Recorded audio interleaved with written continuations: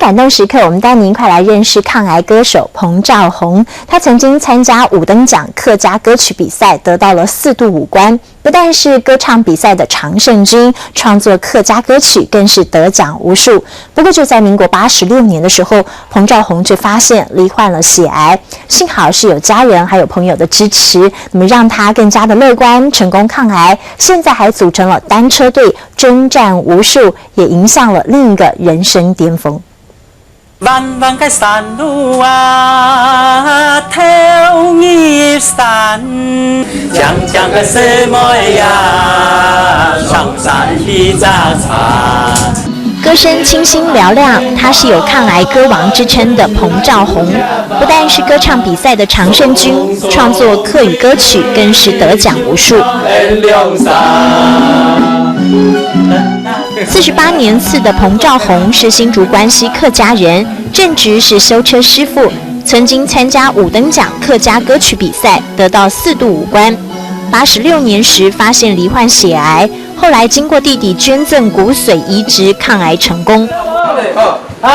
彭兆宏和好友们组成了山土匪单车队，每一个人都被他的乐观开朗的精神给感染。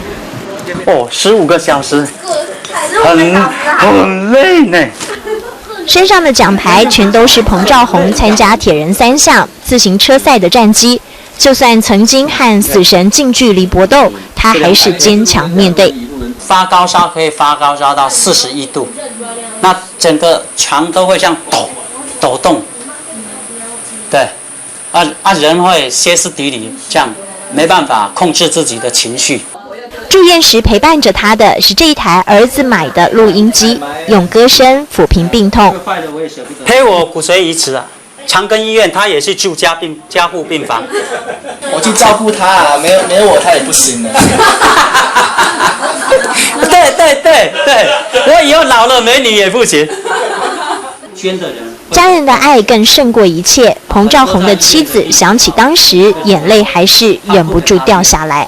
等一下，麦卡，莫惊。没有，我想到那一段啊。